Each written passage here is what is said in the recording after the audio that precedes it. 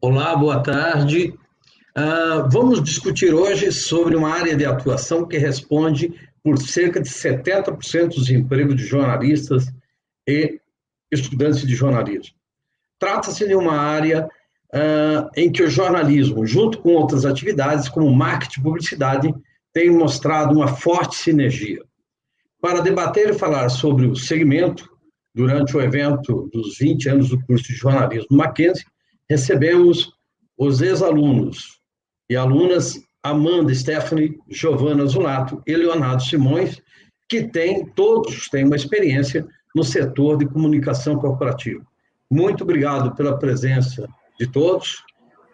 Quem está conosco também é o professor Anderson Gurgel. Olá, Anderson. Olá, Trigo, tudo bem? Boa tarde para todo mundo que está acompanhando essa sessão com a gente. Prazer estar aqui com o Leonardo, com a Giovana e com a Amanda. Amanda, particularmente, que foi minha aluna, né? É bom revê-los e conhecer a Giovana e o Leonardo também. E vai ser muito legal, espero que a gente tenha um papo de alto nível aqui. Eu tenho oportunidade nas duas universidades que eu trabalho de lidar com comunicação corporativa, então acho que a gente vai poder compartilhar muitas coisas legais com os nossos alunos que vão acompanhar essa sessão. E concordo com o Trigo, uma área de alta empregabilidade, que está passando por muitas mudanças e com muita sinergia entre todos os setores da comunicação. Então, acho que vai ser um papo bem legal. Fiquem com a gente, vocês que estão aí agora. E vamos lá, Trigo, segue o jogo. Obrigado pela parceria. Tá, ok. Obrigado, professor Anderson. Cada participante terá de 12 a 15 minutos para fazer a sua apresentação. E, na sequência, passamos às perguntas.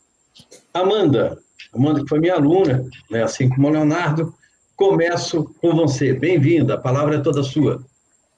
Muito obrigada, professor Trigo. Bom, primeiramente, um prazer estar aqui com vocês. Agradeço aí o convite do professor Vanderlei.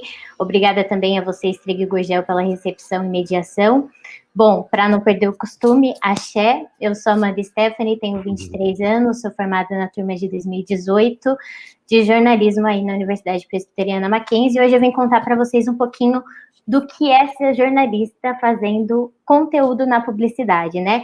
E aí acho que eu já posso começar de antemão dizendo que toda a equipe da qual eu faço parte de conteudistas é formada por jornalistas. Então, minha dupla é uma jornalista, meu gestor é um jornalista, a gestora do meu gestor é jornalista, e assim vamos. Então, fica até aí uma sugestão, não sei como está a grade curricular hoje do curso, mas talvez até valha a pena considerar conteúdo aí no futuro como uma disciplina, né? Porque a gente vê que muito jornalista está trabalhando com isso hoje. Vez ou outra a gente encontra alguém aí no mercado de trabalho, vai fazer uma reunião e acha alguém e fala, oh, que legal te encontrar aqui. Então, queria trazer um pouquinho para vocês, antes de me apresentar, o que é o conteúdo, né? É uma área aí relativamente nova, no sentido de que a gente não tem muito bem estabelecido o que é, cada agência trabalha de uma maneira, cada marca trabalha de uma maneira, ali de acordo com a estrutura que funciona melhor. Então, o conteúdo é o responsável por unir a marca e a audiência de uma maneira criativa e estratégica.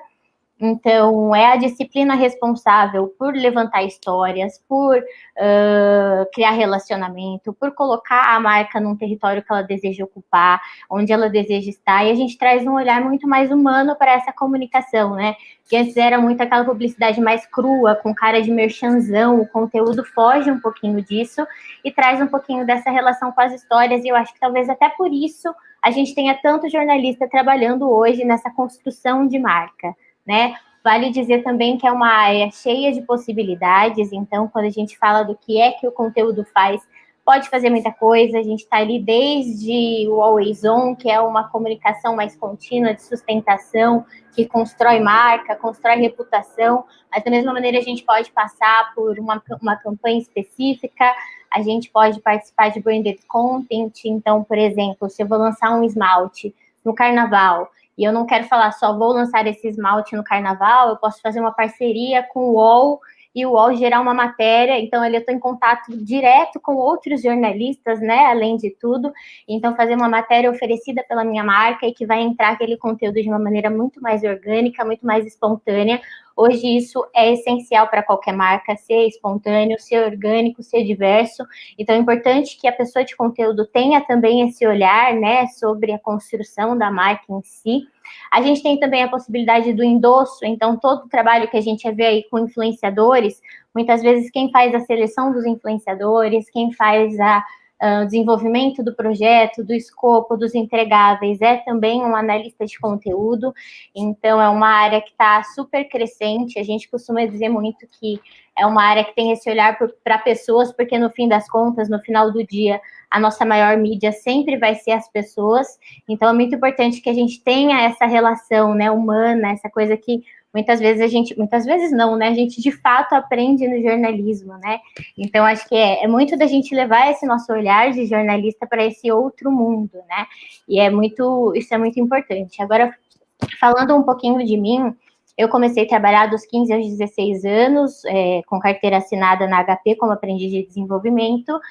Um ano depois, mais ou menos, eu fui surpreendida pela possibilidade de um curso com 100% de bolsa ProUni no Mackenzie, na segunda chamada, então precisei sair do emprego que eu estava ali na época.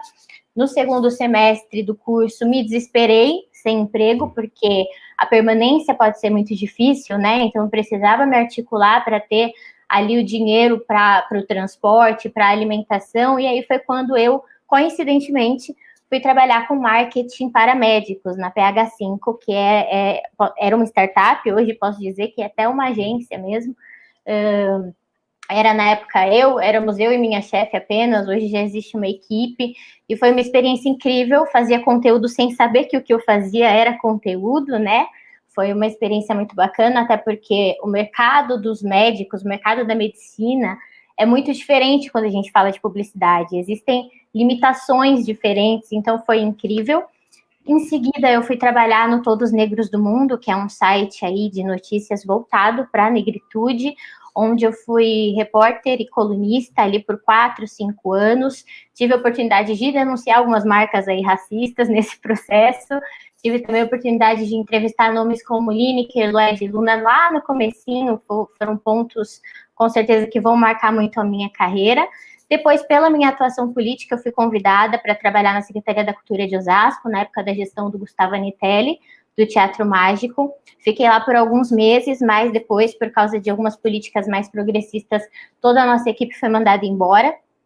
E aí, eu, de fato, finalmente, entrei na minha primeira agência de publicidade, que foi a Remix Social Ideas, onde eu estagiei como Social CRM. O que é o Social CRM, né?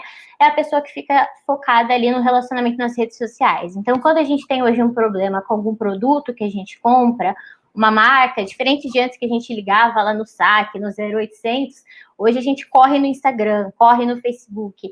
Antes daquela mensagem sua ser passada para um saque, existe um Social CRM, que é a pessoa que fica ali responsável pelo monitoramento dessas mensagens. Então, se de repente a gente repara que um lote específico está tendo muita reclamação, então vale a gente identificar se esse lote inteiro não está com um problema. Ou, por exemplo, se você fez uma reclamação sobre mim, eu sou uma marca, mas você não me marcou, mesmo assim eu posso ir atrás dessa comunicação por meio de ferramentas. Então, a gente consegue monitorar o que está sendo dito para a gente de forma direta e indireta, o que é uma estrutura, uma posição, né, muito estratégica, se a gente for pensar.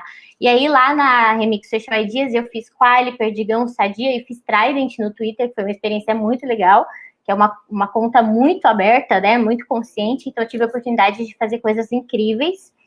Depois desse período ali, e vale já trazer aqui para vocês um ponto que é network, porque de todos os lugares que eu passei de um para o outro, foi porque alguém com quem eu trabalhei acabou me indicando, falando, olha, gosto do trabalho.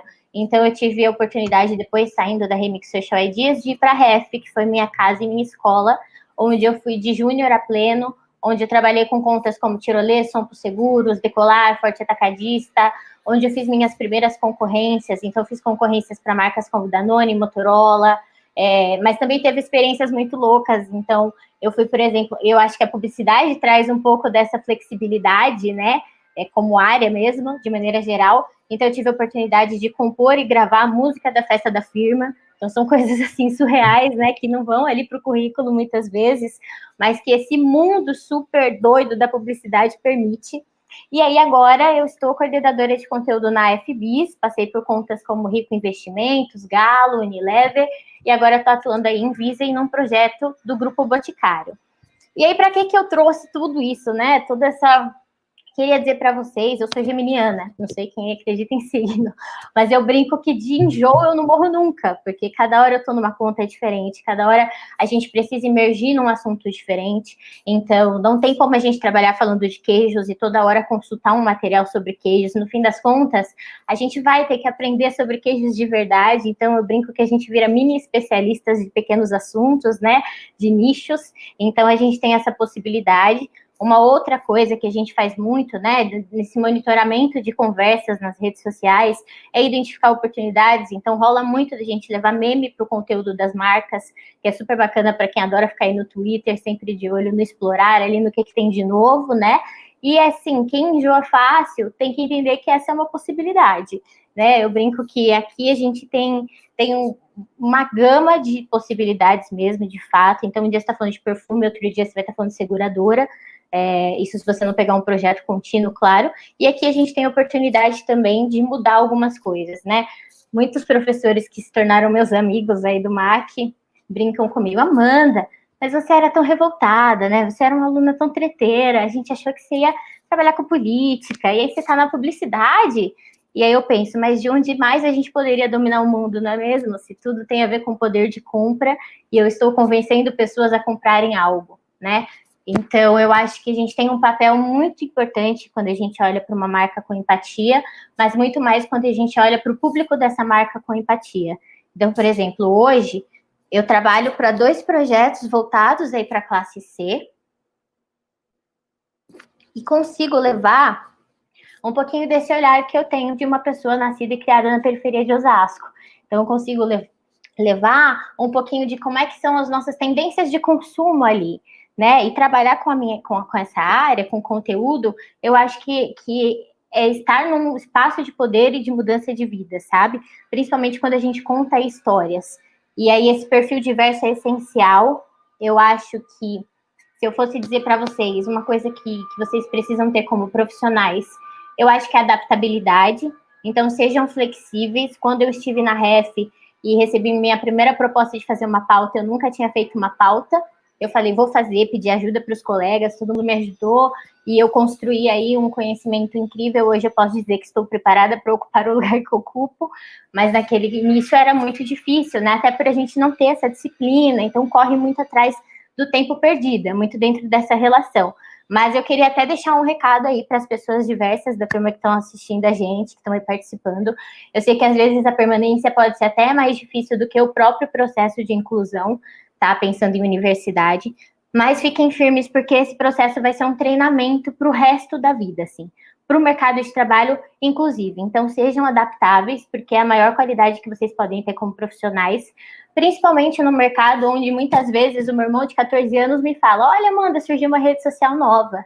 E eu mesmo, trabalhando com redes sociais e com conteúdo, preciso identificar, apreciar e agradecer por essa relação, porque isso significa que a comunicação está evoluindo, que a tecnologia também, e que quanto mais essas coisas evoluem, mais histórias eu vou poder contar como conteudista. Então, sejam adaptáveis, reconheçam essas trocas. Muito obrigada pela oportunidade de estar com vocês, e eu fico aberta para perguntas aí no final.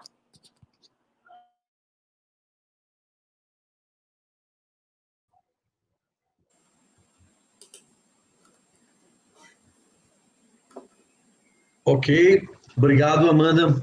Vamos aí à palavra da Giovana Zulato. Mais uma vez, obrigado por estar presente. Olá, gente. Imagina, é um prazer estar aqui com vocês hoje. Boa tarde. Obrigada pelo convite, meus professores Vanderlei, André Santoro, Denise Paiero. Eu vim aqui contar um pouquinho para vocês também, assim como a Amanda fez, sobre a minha trajetória, né, como comunicadora. Quando eu entrei para o jornalismo, quando eu entrei para a faculdade de jornalismo, assim como muitos de vocês também devem ter pensado, eu achava que eu ia ser repórter. Eu me formei na turma de 2006, Então, naquela época, a comunicação empresarial, a comunicação corporativa, era algo bastante distante da nossa realidade como comunicadores, como jornalistas. Então, eu achei que eu fosse ser repórter de impresso, era muito claro isso para mim. E ao longo do curso, ao longo das disciplinas que eu fui tendo e ao longo do conhecimento que eu fui adquirindo, eu fui percebendo que existiam várias outras possibilidades. E eu nunca vou me esquecer quando eu perdi uma oportunidade de estágio na Abril, né, que na época era o nosso grande desejo era estagiar na Abril, só que eu não consegui fazer o estágio lá porque não era compatível com o horário da faculdade. E aí eu fui desesperada na sala do Vanderlei, porque eu era dessas que ia lá e falava, professor, eu perdi a oportunidade de um estágio, como é que a gente faz agora? E eu preciso trabalhar, porque como a Amanda falou, a gente entra para a faculdade, mas os custos são enormes, né? A gente precisa trabalhar, a gente precisa ajudar nesse processo, e aí foi quando ele me ajudou a conseguir um estágio na área de comunicação empresarial. E aí eu fui escrever para uma revista institucional, ou seja, eu comecei a minha carreira escrevendo para uma revista de uma empresa.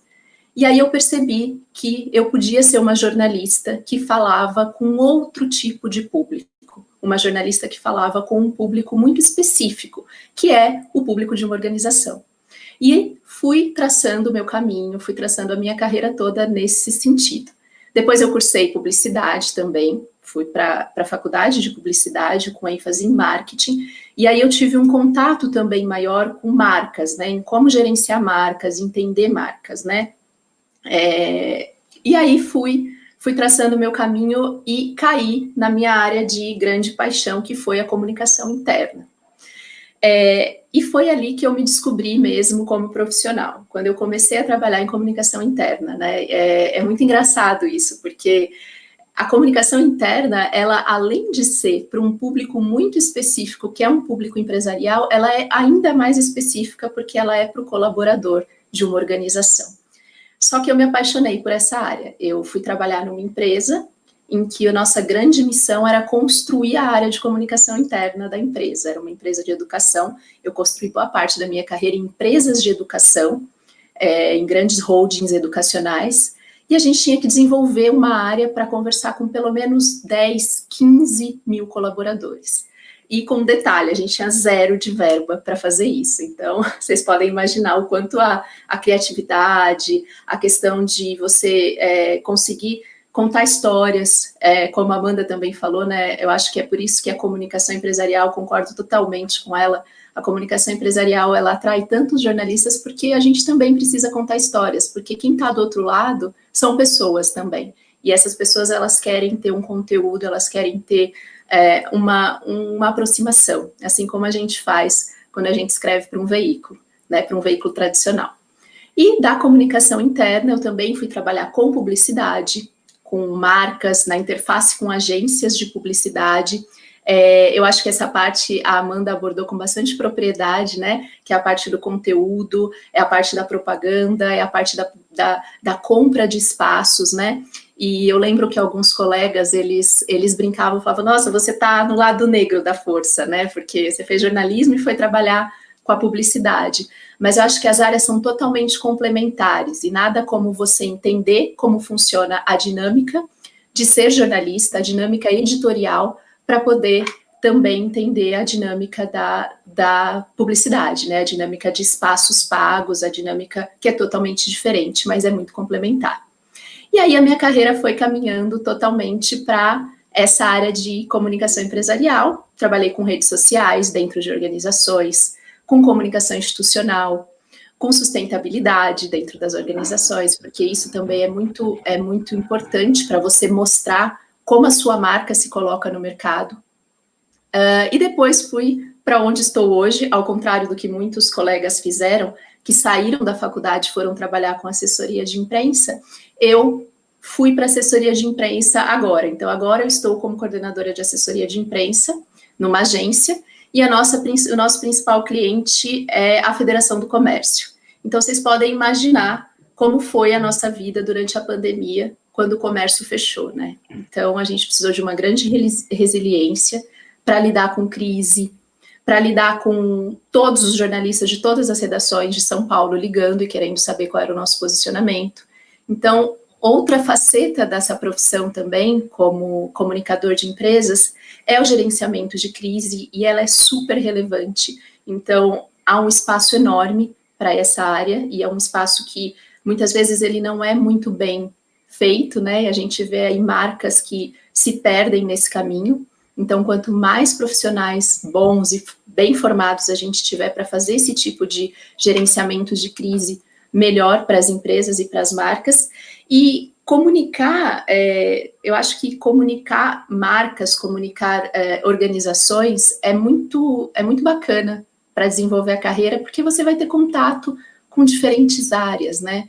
Você vai ter ali uma série de possibilidades de conhecer diferentes áreas dentro de uma organização, e isso é um crescimento, um enriquecimento de carreira muito bacana.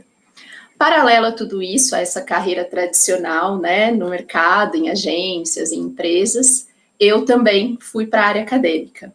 Então, eu tinha já esse desejo, né, acho que eu tive professores que me inspiraram muito, eu tinha esse desejo de dar aula, e eu fui fazer um mestrado para poder atuar na área acadêmica.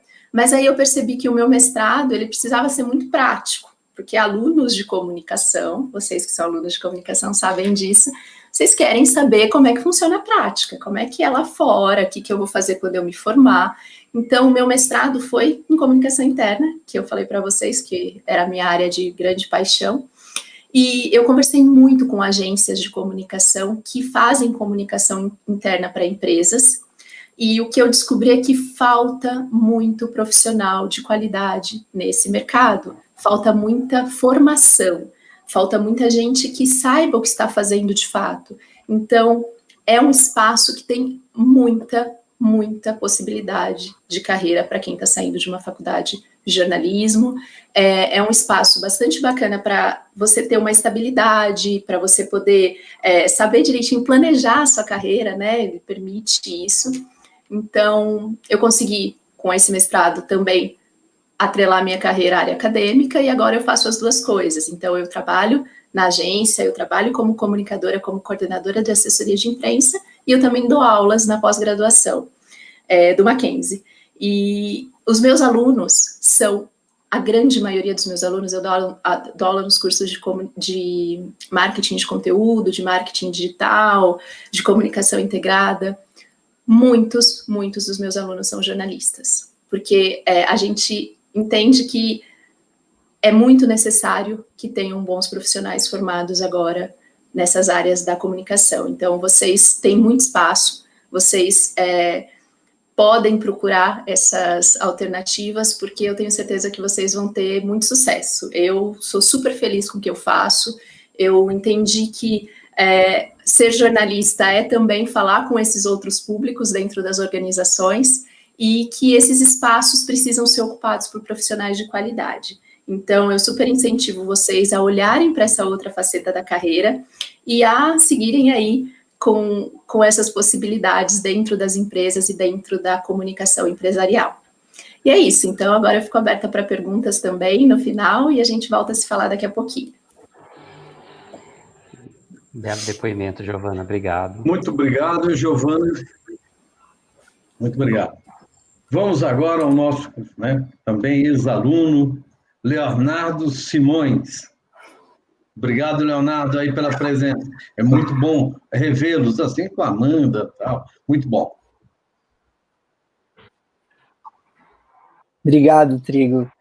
Obrigado pelo convite também, pela Denise, que foi meu orientador, o Santoro, meu professor, Vanderlei. Ao contrário, a Amanda explicou muito bem o que é o conteúdo, eu não acho que precisa reforçar isso, a Giovana também. Mas um ponto que talvez diferencie eu das outras, da Amanda e da Giovana, seja que eu nunca quis fazer jornalismo, foi a minha segunda opção. Eu adoro cinema, sou apaixonado por cinema e queria trabalhar na área, assim. Eu não sou de São Paulo, sou mineiro e morei em Goiás durante muito tempo, no interior de Goiás, então eu não fazia ideia que passar em cinema numa faculdade era tão complicado assim, né? E aí eu levei um tempão para prestar no vestibular, tentando e não conseguindo. Até que eu, caí na real e falei, putz, eu acho que eu preciso tentar outra coisa. mas tem que ser alguma coisa que eu trabalhe com entretenimento, com cultura, que eu vou conseguir ter um olhar mais para esse lado direcionado, então eu vou tentar jornalismo. Foi quando eu tentei jornalismo, fui bolsista no Mackenzie, uns 4 anos também, e vim morar em São Paulo, assim. Foi uma experiência louca, para não dizer um pouco horrível, os primeiros meses, né? Porque vocês pensam, alguém tão inocente, por assim dizer, né? E aí já te largam numa faculdade desse tamanho, com todo mundo. Então foi um período de adaptação onde eu tive que me virar muito, assim. Tinha que ficar muito ligado, tentar acompanhar a turma, né? E aí, uma das coisas que foram muito legais, assim, é que eu sempre fui muito curioso, e logo que surgia uma rede social, eu já fazia um perfil lá, já gostava de interagir, né? Desde a época do Orkut, então, desde o Orkut, eu gostava de entrar em comunidades, fazer comunidades, trocar com as pessoas. E aí, quando começou esse boom no Facebook também, assim, putz, eu vou criar um projeto de conteúdo para o Facebook, né? E aí, na época, eu lembro que estava muito em alta a página Indiretas do Bem, não sei se alguém aqui já viu essa página, mas é uma página muito grande. Eu falei, putz, vou criar uma página também, Indiretas de Cinema, e vou fazer isso, né? Vou alimentar essa página, vou criar conteúdo para essa página. Eu não tinha muita ideia o que era isso, mas eu estipulei que precisava ter uma pauta editorial, então eram 3 postagens por dia, 5 dias por semana, um volume imenso, e era eu sozinho fazendo tudo, da arte ao texto. E isso foi muito legal para me dar um tino do que era, né? Do que era a rede social, do que era criar conteúdo, do que era produzir. E paralelo a isso, eu também precisava me sustentar aqui, eu precisava ter um estágio, mas o horário da faculdade não permitia que fosse integral. Então, nos primeiros anos, nos 2 primeiros anos, na verdade, no primeiro ano eu consegui um estágio num portal de política e economia. E era uma doideira, assim, porque eram 8 textos por dia, eles pagavam, tipo, R$2 o texto, e eram 7 vezes na semana, e eu, tipo, eu precisava, então eu escrevia os 8 textos por dia, durante 7 dias por semana, podia ser carnaval ou não, eu fazia os textos. E aí eu acho que o pessoal viu o meu compromisso nisso, e, a gente vai reduzir para 6 textos, né, uma puta redução, assim. E aí foi legal, porque mesmo mantendo esse estágio, eu também consegui um estágio na Globo.com para também produzir textos para eles, para o site do Tech Tudo. E aí eu consegui um terceiro estágio, que nesse caso aí ele já era físico, eu já ia para um lugar, e foi na Federação Nacional dos Farmacêuticos, que é uma instituição sindical que cuida dos sindicatos dos farmacêuticos. Então eu fazia os 3 estágios ao mesmo tempo, assim, mas com comunicações diferentes, né? Eu produzia sobre tecnologia, no outro era política, economia, e no terceiro era uma comunicação sindical. Só que o comum entre os 3, né, era que eu trabalhava com essa produção, eu precisava engajar as pessoas, eu precisava criar coisas que fossem interessantes, que fossem legais, mas na Federação Nacional dos Farmacêuticos foi onde realmente eu entendi que o que eu fazia era conteúdo, foi onde eu gostei muito do que eu estava fazendo, então eu não era muito... eu não gostava muito, assim, eu não me via trabalhando em redação, sabe, como repórter, eu nunca me via, eu sempre achei que eu ia fazer coisas paralelas mesmo. E aí o que foi interessante é que logo que eu me formei, no meio da faculdade, o Mackenzie teve algumas matérias que naquela época eu não via muito sentido, mas hoje eu vejo muito sentido, né, que foram muito importantes, assim. Uma delas em especial foi uma matéria muito legal, que eu acho que o Sandano dava, era uma matéria chamada Multimídia, e ele passava um trabalho que você precisava criar um projeto multimídia, né, e isso é um projeto de conteúdo, né.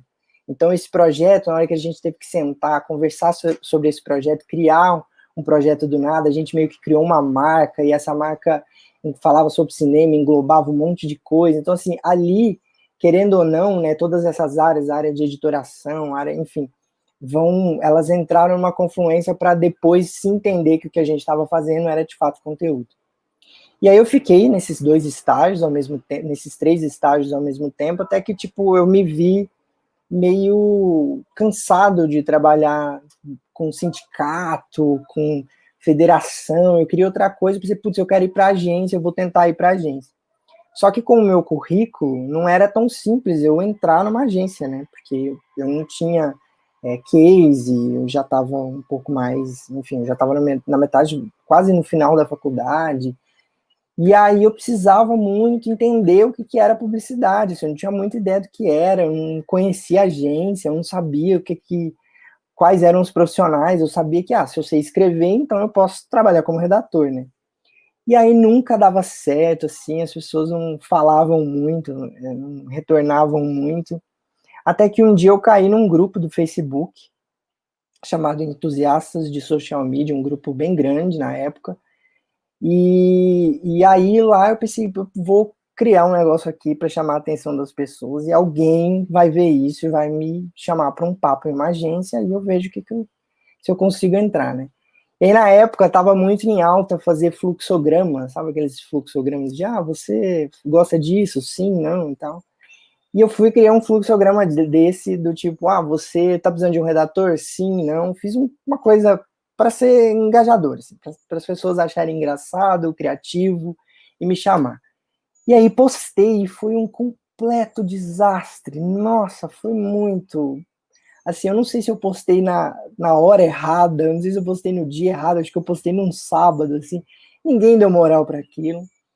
E passou um tempo, eu falei, eu vou insistir, eu acho que o conteúdo tá certo, eu acredito que isso aqui vai chamar a atenção de alguém, eu vou apagar e vou postar de novo num horário que eu ver que o grupo tá com muita notificação no grupo, assim. Então eu passei uma semana observando o comportamento do grupo e falei, agora eu vou postar na hora do almoço, que é a hora que as pessoas estão, enfim, sem fazer nada e estão vendo lá e comentando. E aí eu postei na hora do almoço e, tipo, em 10 minutos, assim, teve 200 comentários, eu tive 3 propostas de conversa, e uma delas foi para minha primeira agência, que foi na Sunset DDB, para atender Itaúcar, que era uma marca na época que tinha um asset do produto muito forte, que era os 50% de desconto no ingresso do cinema. E eles queriam alguém que gostasse de cinema para produzir conteúdo. Assim, eu fui, tipo, nossa, vão é tão ingênuo que vão me pagar para falar sobre cinema, assim, que da hora. Né? E aí lá, a minha turma, né, na verdade a minha equipe era uma equipe muito legal, assim, eu tinha um diretor de criação que foi uma das pessoas mais gentis com quem eu trabalhei na vida, assim, foi uma experiência muito enriquecedora, onde eu aprendi bastante também, onde eu tive espaço, então, logo assim, nos primeiros meses que eu estava lá, eu já consegui dar uma ideia de campanha, que foi uma das boas campanhas que o banco colocou no ar, assim, que foi muito da hora, e foi uma campanha que nasceu de oportunidade, de observação. Na época, se não me engano, o Itaú estava com aquela campanha de emoji, eu não sei se alguém se lembra disso, mas ele estava com a campanha de emoji no ar, e a gente precisava falar disso, desdobrar esse assunto para o Itaúcar, para as redes sociais do Itaúcar. E aí, tipo, observando assim, eu entendi que seria uma hora da gente criar uma campanha onde a gente trouxesse os memes para dentro da marca, assim, uma coisa que até então se fazia pouco, né? E aí a gente criou um conceito que era tipo veja emoji em tudo, assim, a gente pesquisou, a gente achou os quatro vídeos de meme que as pessoas mais comentavam naquele período, e a gente emojizou esses vídeos para poder falar sobre os assets digitais do cartão, né, os novos assets digitais do cartão. E foi uma campanha que foi feita sem custo, então, por exemplo, um dos vídeos que a gente quis transformar foi, na época, era da Giovana do Forninho, assim, a gente queria usar a imagem da Giovana do Forninho para isso, e aí, tipo, não tinha assessoria de imprensa, não tinha ninguém, não tinha dinheiro, o cliente estava com pouco dinheiro, eu falei, putz, eu vou arrumar o contato dessa menina agora aqui. E aí eu lembrei que eu estudei com uma amiga minha, na verdade, que eu estudei, é produtora na Record, e aí eu vi que ela tinha participado há um tempo atrás de um programa da Record, eu chamei essa amiga minha, pedi se ela não tinha o contato dele, tinha um e-mail só de contato, que era de um tio dessa Giovana do Forninho, e aí deu certo, ela respondeu, então assim, essa experiência, né, do jornalismo, de produção de conteúdo, de ir atrás da fonte, de pesquisar, de não ficar parado, mas achar soluções que sejam rápidas, né? Então, se não fosse a minha experiência de fazer 8 textos por dia, eu não teria ganhado velocidade no meu texto hoje de criação. Então, quando eu entrei numa agência como redator, um redator gastava um dia e meio para fazer um roteiro, eu fazia ele em 1 hora. E aí eu fazia e ficava, gente, deve estar muito ruim, porque assim, eu já terminei e não teve ajuste, já está tudo ok. Então, toda essa mudança, né, essas experiências que o jornalismo deu de assessoria, de produção de conteúdo, de velocidade, de ir atrás da fonte, isso achou um espaço, né? Eu vi uma utilidade disso muito grande na produção de conteúdo hoje. Então, quando eu comecei a trabalhar nessa agência, eu fiquei lá por 3 anos e meio, atendi muitas contas, fiz muito conteúdo em real time, né? Então fiz muita campanha em real time. Campanha em real time é uma loucura, é praticamente cobrir um evento e você tem que produzir conteúdo ali na hora, você tem 2 horas, é isso, não temos muito tempo para pensar em outras coisas, então a gente tem que ser muito assertivo, e essa experiência de jornalismo é fundamental para você fazer um bom war room, né, como chamam o time que cuida dessa produção de conteúdo em real time. Cresci nessa agência, me transformei em coordenador de conteúdo social media do squad que cuidava de todas as marcas do Itaú, né? Então era Itaú, Itaúcar, Personalité, Rede. Foi uma experiência ótima, assim. Depois eu fui para a FBIS, onde a Amanda está trabalhando hoje, fui lá cuidar de Claro, que foi um cliente que eu atendi ele já em outra agência quando eu mudei. Então, fiquei na FBIS um tempo, cuidando de Claro e Net, foi um lugar muito legal de trabalhar, uma agência muito boa. Depois eu fui para a Artiplan, trabalhando também como coordenador de conteúdo e social media, já para atender outras contas como o UOL, PagSeguro, a Manco, participei do lançamento do show do Amigos também. A gente, quando produz conteúdo, a gente que está muito ligado nessa área de entretenimento, principalmente eu, que é uma coisa que eu gosto bastante, né? Então, como a Amanda elencou, você tem que se adaptar. Então, é um lançamento de um show, tipo, como que a gente pode crescer essa história e tornar ela verdadeira, né? Depois eu mudei de agência, fui para outra agência chamada TBWA, fui como gerente de conteúdo também, e lá eu voltei a atender Claro, e entre os últimos cases que a gente fez também, eu participei do lançamento do show da Anitta lá em Madureira, que ela fez no ano passado. Então, tipo, como é que você faz essa história ganhar vida, como é que você faz as pessoas comentarem sobre isso, tipo, como que você consegue dar sentido para que as pessoas comentem da sua marca com credibilidade, com verdade, como é que você elabora uma estratégia de conteúdo que faça isso, que mantenha as pessoas com você, porque hoje não é tão fácil mais, né, tipo, são muitos concorrentes e você está competindo com todo mundo, assim, a sua campanha está competindo com o último meme, com o TikTok, com uma notícia política.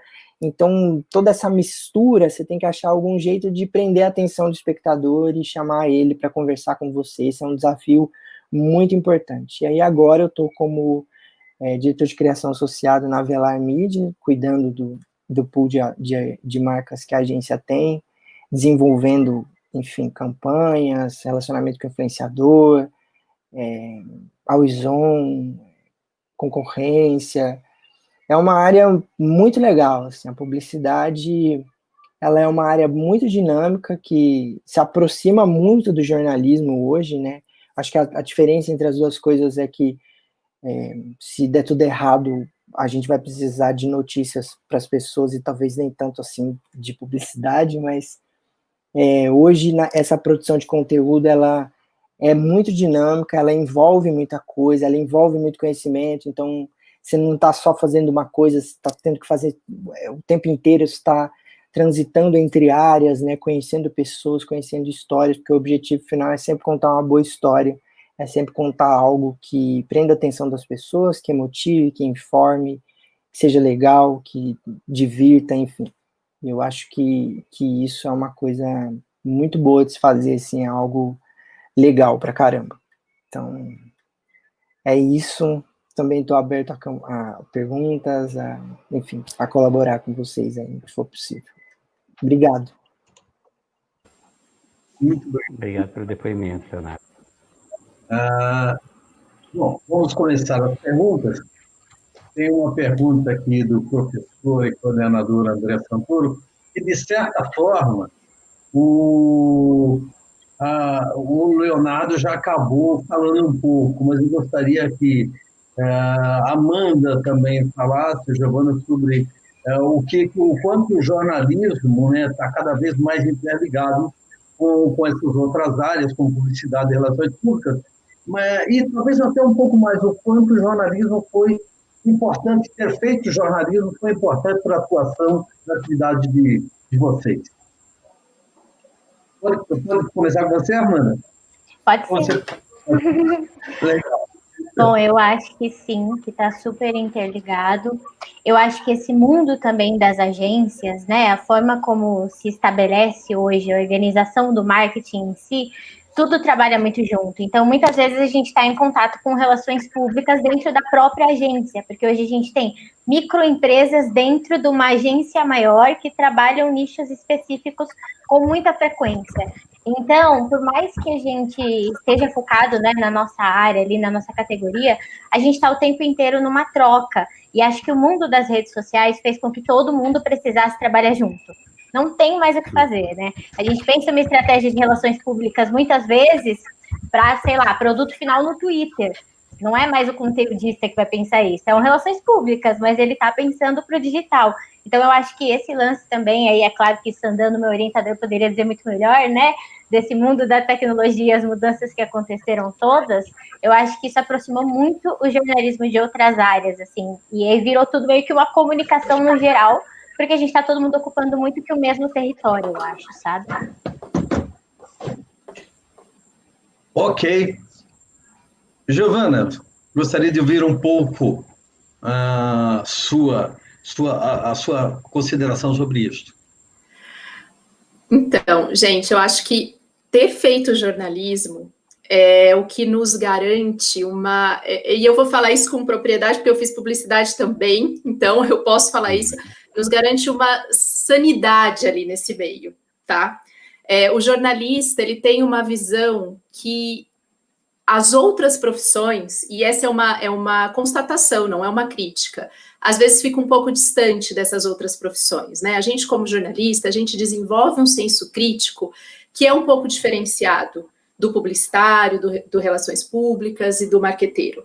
Então, a gente traz a gente estaciona, né? A gente aterra um pouco essa questão da comunicação integrada, dessa viagem que às vezes a gente vê nas outras profissões. Então, isso é muito, muito válido. Quando a gente tem num time diferentes competências, né? Quando a gente tem essa pluralidade de formações, é maravilhoso, mas eu acho que, enquanto jornalistas, a gente é aquela voz da razão, que está ali sempre para falar, gente, será que isso aqui não vai criar uma crise?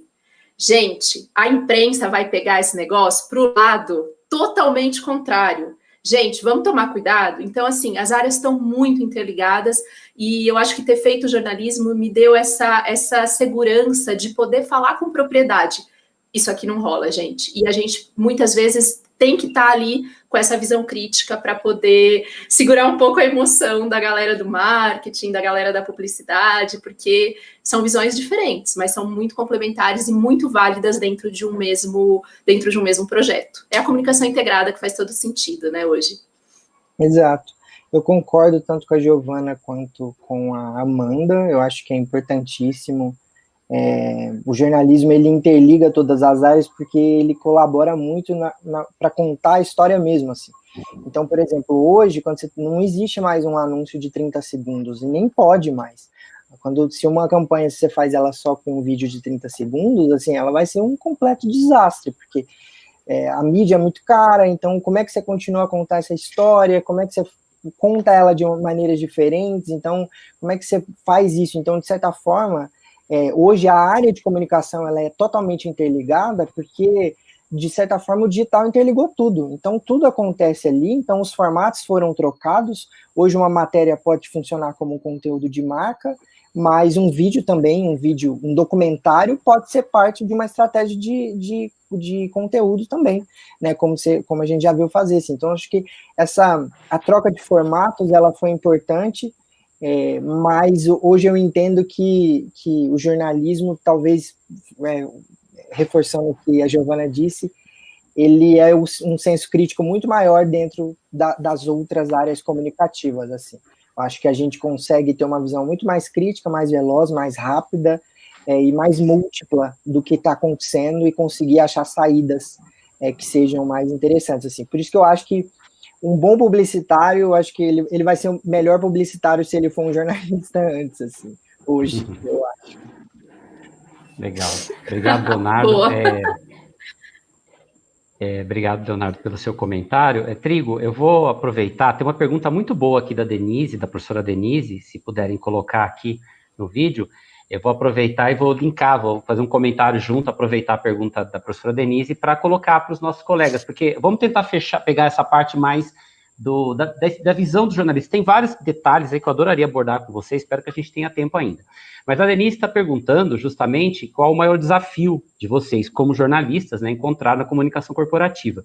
Eu aproveito a questão colocada por ela para perguntar para vocês um pouco de como vocês sentem a relação de vocês com esse universo, né? O Leonardo falou muito bem da integração no digital, mas as tecnologias não são pessoas, né? Como que é o dia a dia? Quer dizer, os jornalistas estão de fato inseridos, eles se inserem, são inseridos, sentem ainda uma discriminação? Como que funciona isso na prática, no cotidiano de vocês? Eu acho que seria legal para complementar aqui. E vamos lá, por favor. Quem quiser começar, quem quer começar? Pode ser o Leonardo mesmo, ou a gente inverte? Pode ser a Giovana, Amanda? A gente não precisa ficar na mesma, né? Seguindo sempre a mesma estrutura, fiquem à vontade. Eu posso falar, porque eu acho que quando eu fui para essa área, como eu comentei, eu sou a veterana aqui, né, 2006, então, na minha época, a gente não teve o preparo para chegar na comunicação corporativa. E isso é muito natural, porque o curso não estava estruturado para isso, o curso era um curso que formava jornalistas para veículos, naturalmente.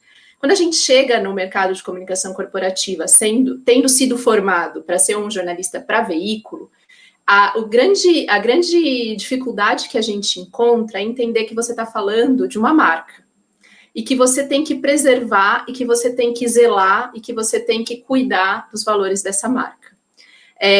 Então, eu acho que essa foi a grande dificuldade que eu pessoalmente encontrei quando eu cheguei no mercado de comunicação corporativa, de entender uma organização, de entender como funcionava uma organização, de entender todas as hierarquias, todas as áreas. Eu acho que até comentei na minha fala que foi muito rico, porque você tem contato com diversos profissionais. Você vai desde a área financeira, você conversa com o CEO da empresa, você está inserido na estratégia do negócio, você precisa entender de estratégia de negócio.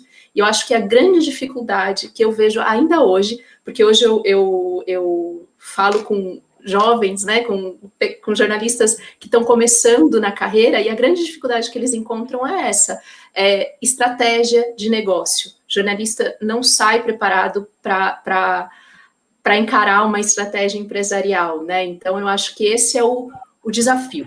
Então, quanto mais as faculdades de jornalismo puderem preparar esses profissionais que vão para o mercado para encarar uma estratégia de negócio, uma estratégia empresarial, melhor eles vão conseguir se sair aí nessa função. Porque a comunicação, a gente é comunicador. A gente vai conseguir desenrolar, a gente vai conseguir aprender, a gente vai conseguir estudar, pesquisar novas mídias, isso é natural da nossa formação, né? Agora, a questão da estratégia de negócio é algo bastante complexo, então acho que poderia ser um grande passo para a gente poder já sair tendo mais sucesso nessa carreira. Perfeito. Amanda, podemos? Pode ser você, Amanda. Pode ser. Bom, eu concordo muito com a Gi. Eu acho que eu tenho um plus aí para trazer, que é eu sendo uma mulher negra e, né, nascida na periferia, eu não tive acesso ao inglês muito rapidamente na minha vida. E falando de publicidade, né, meus caros, não tem condições. Vou dizer para vocês, vou abrir meu coração. É muito difícil. Quando eu cheguei, aí todo mundo, olha, tem um job, vamos entrar para o briefing, vamos ler o briefing, depois tem brainstorming, depois tem... Eu fiquei completamente perdida, sabia o que era cabeça, o que era pauta, o que, né? Então, assim, até a gente se adaptar ali, principalmente pensando que tem ainda essa questão da inclusão num sentido mais diverso, né? Não só da profissão em si, porque além de eu não ter aprendido esses termos contextualizados no marketing, na publicidade, eu não havia aprendido esses termos na vida, porque eu não sabia inglês, e ainda não sei o suficiente, inclusive, é uma batalha constante. Mas eu acho que era muito difícil isso, assim. E tem um ponto também que me dá muita gastura na publicidade, vou trazer um exemplo que eu vivi numa determinada agência.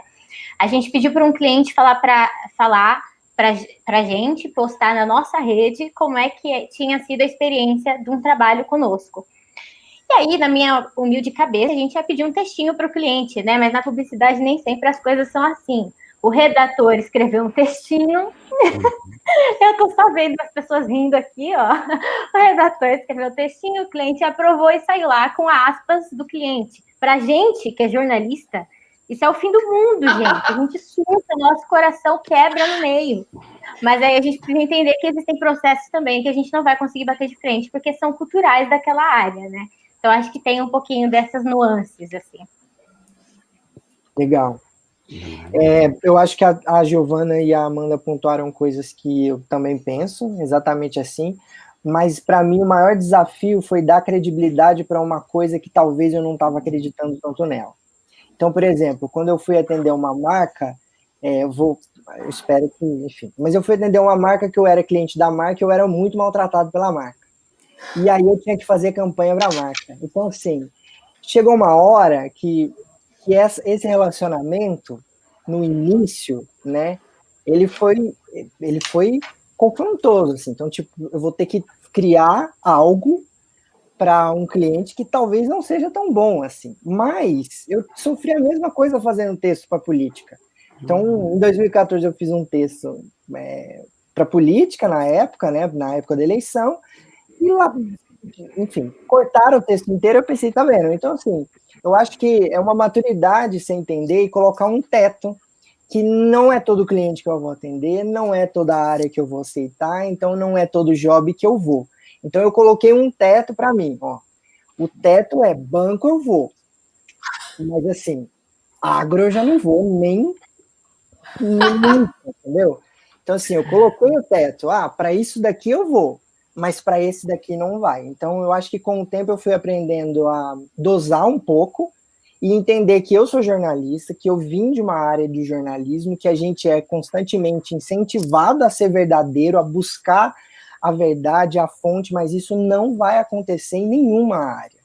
Em todas as áreas você vai ter que abrir concessão, você vai ter que ser empático, você vai ter que se colocar no outro lugar, você vai ter que entender. Então, acho que o meu desafio constante e que eu aprendi foi até onde eu vou.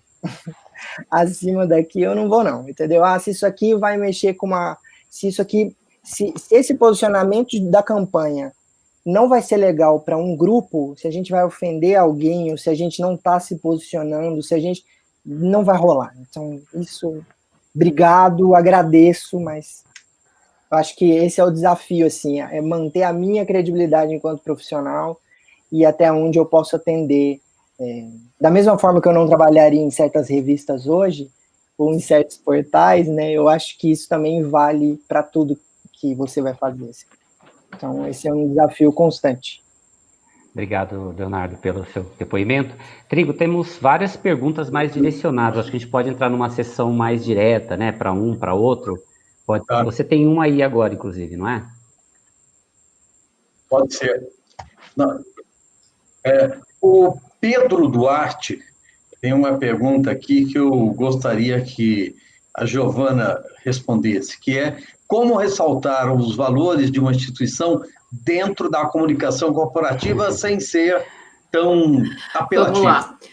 Eu acho que tem muito a ver com isso que o Leonardo falou agora, porque assim, não ser apelativo é prerrogativa de comunicação corporativa. A gente não pode ser apelativo, porque se você apela em qualquer instância da comunicação, quem está do outro lado, o seu público, o seu consumidor vai perceber.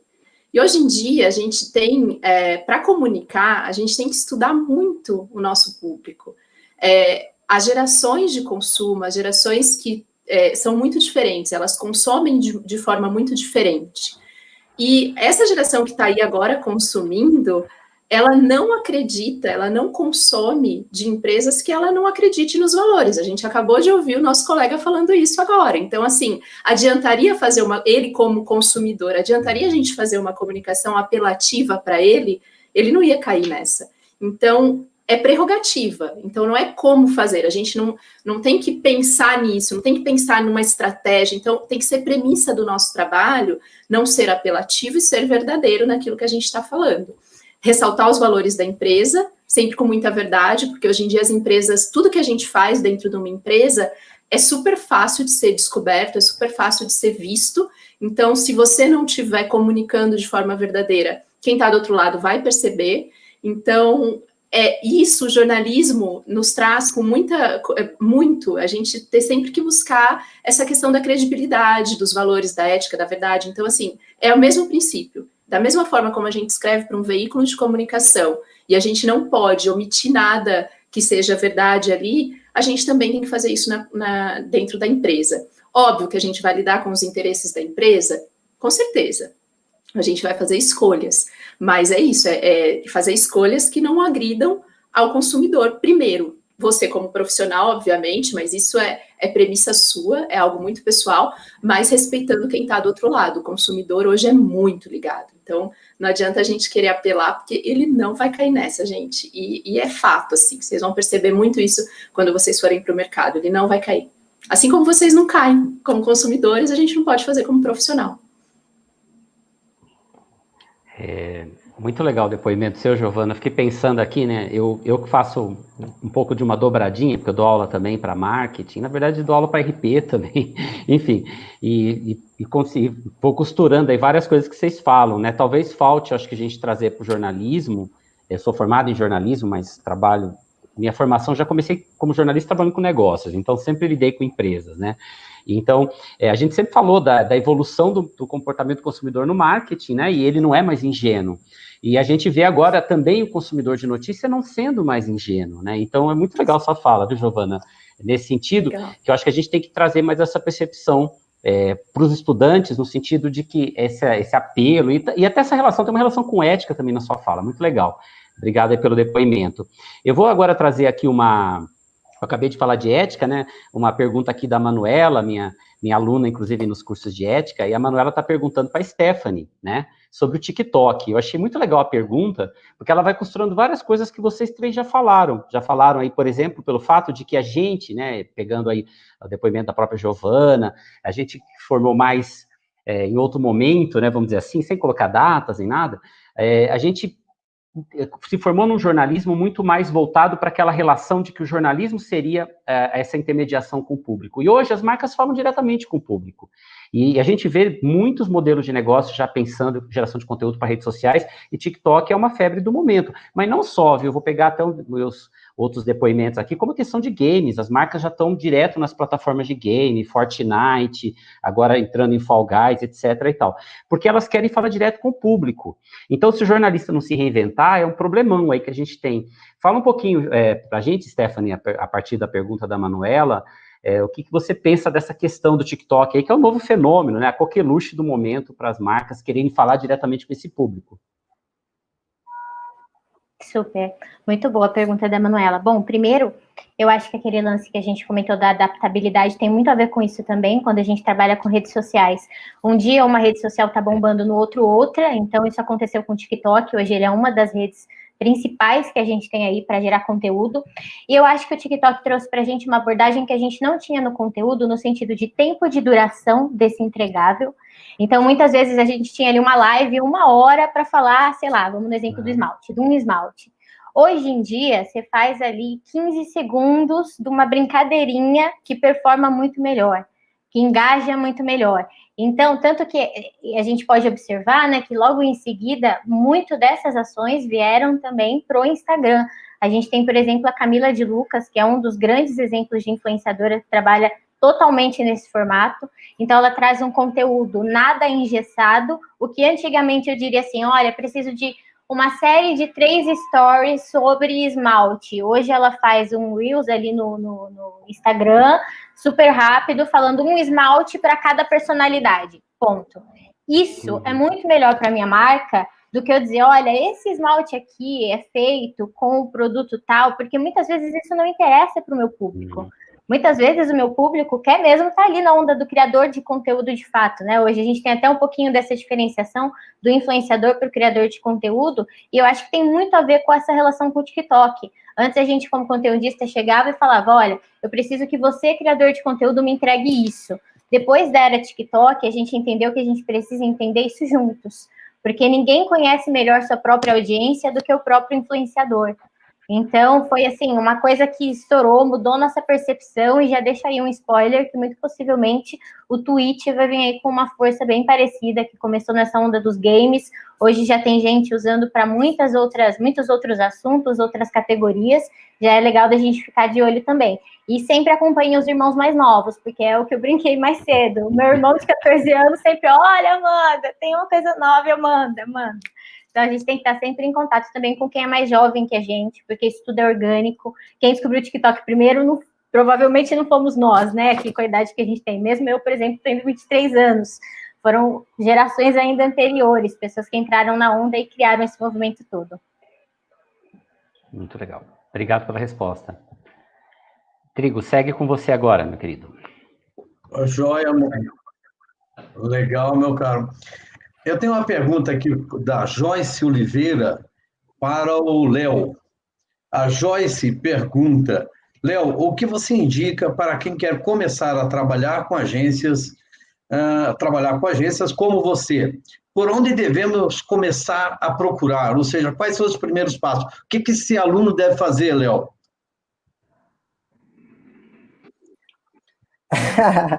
É uma pergunta interessante assim, mas porque ela indica... Tranquilo? Eu acho que não existe muito bem uma fórmula do que se tem que fazer, assim, né?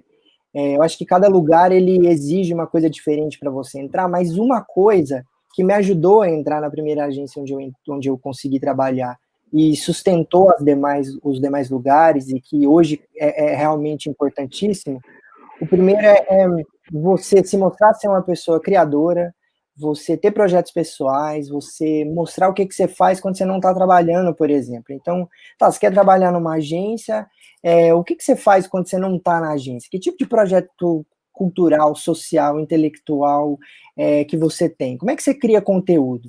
Porque como hoje é muito difícil, né? Fora que é bom sempre ter um repertório que não se alimente da publicidade, então... vá no teatro, sabe? Por favor, descubra os teatros de São Paulo quando não tiver mais pandemia. Vai no teatro de container, esses teatros pequenos, sabe? Vai em exposição, vê filme brasileiro pra caramba, sabe? Assine o Belas Artes em vez do Netflix, vai ser muito melhor. Eu acho que isso ajuda mais, assim. Então, mas cuidar para ter um projeto pessoal e escolher bem a área que você quer trabalhar. Então, a gente aqui elencou que o conteúdo é muito diverso, né?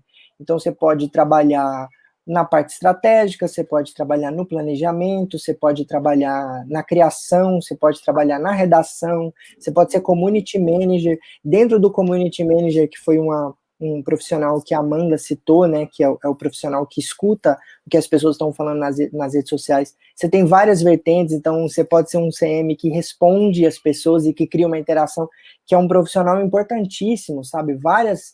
Vários insights vêm desse cara, né? Você tem o listening, que só escuta o que as pessoas estão dizendo e faz monitoramento a partir disso. Você tem o saque, que só responde problema de produto mesmo, né? Não cuida da brand persona da marca. Então, acho que o legal é primeiro identificar, né? Conversar com alguém que pode falar, tipo, o que você gosta de fazer? Então, você gosta mais de falar com influenciador, você tá por dentro. Eu tenho uma amiga que ela é especialista em influenciadores, assim. Ela já tem 4 anos que só trabalha com influenciadores. É alguém que o cara tá com 3 mil, sei lá, tá começando, e ela já colocou ele nas tendências. Eu fico, mano, de onde que veio essa observação, assim, né? Cada rede tem um influenciador para um público em uma área. Então, o conteúdo é uma área extremamente diversa. Então, acho importante, primeiramente, entender a área que você quer trabalhar, que você vai ser feliz, que você vai conseguir. E depois apresentar o seu projeto pessoal mais direcionado para essa área que você vai trabalhar e conseguir, enfim, falar com as pessoas, mostrar. Eu acho que hoje as pessoas estão muito mais abertas a ouvir quem é creator ou criador de conteúdo, que tem projetos pessoais legais, do que na época que eu comecei, por exemplo, né?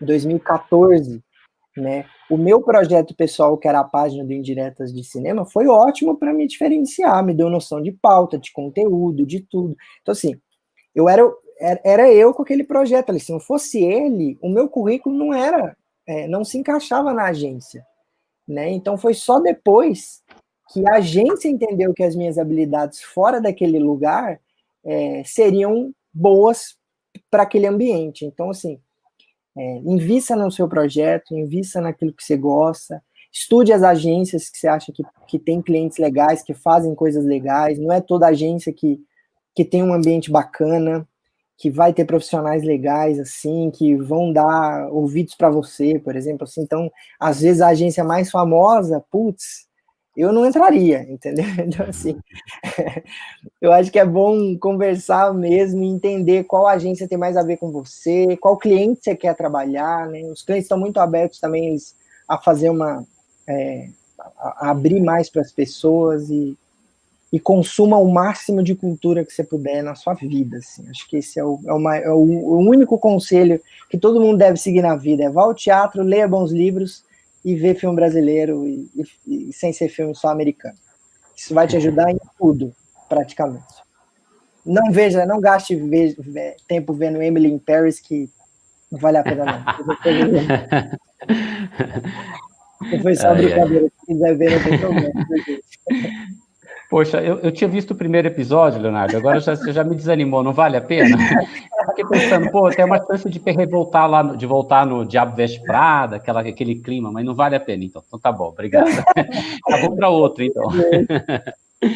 Bem, o seu depoimento, Leonardo, é muito legal, porque eu acho que dá para conectar um pouquinho aqui com uma outra pergunta, deixa eu localizar, do professor Fernando Pereira, que inclusive é um especialista dessa área, trabalha há anos, vou ser bonzinho com o Fernando, há anos, né?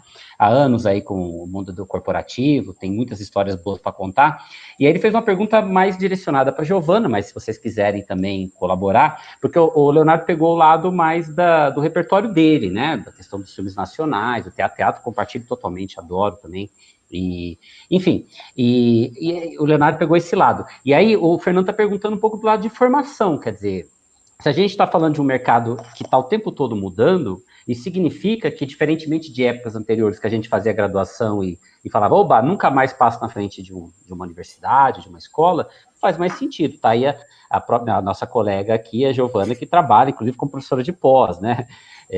Então, quer dizer, a gente tem esse processo contínuo de continuar estudando. E eu queria aproveitar a pergunta do Fernando para perguntar da experiência dela de ter feito mestrado fora, e aí já linko com os demais um pouco, o que vocês estudam hoje para se manter atualizados, tá? Então, vamos fazer um bem bolado aí, com um pouquinho de cada coisa. Por favor, Giovana, vamos começar por você, obrigado. Vamos lá. Eu ia complementar justamente a resposta com essa dica, né? Que independente de qualquer carreira que você vai querer fazer, que você vai querer seguir, não só em agência, mas é isso, é continuar estudando, porque a comunicação muda muito, muito rápido, e se você não continuar se aperfeiçoando, você vai perder, você vai ficar para trás. Talvez um curso de especialização, um curso rápido, um curso de extensão, para esse lugar que você quer ocupar, né? Que a gente acha que assim, eu já sei tudo, a gente tem essa questão quando sai da faculdade, né? Poxa, eu já sei tudo e eu vou cair no lugar perfeito, eu vou cair no emprego perfeito que eu sempre sonhei. E a questão das agências pequenas, eu acho que é muito legal de ressaltar, gente. Na agência pequena, você vai passar por todas as áreas, você vai conhecer várias coisas, você vai ter oportunidade de ver planejamento, atendimento, mídia, e aí você vai ver o que você gosta mais. Às vezes a gente sonha com a maior, com a grandona lá, que você vai ser mais um. Então, começa ali nas pequenas, que você vai ter muito mais oportunidade de aprender e de se preparar para cair nesse outro mercado, que também não é fácil, e às vezes vai te exigir ali uma casca um pouquinho mais dura.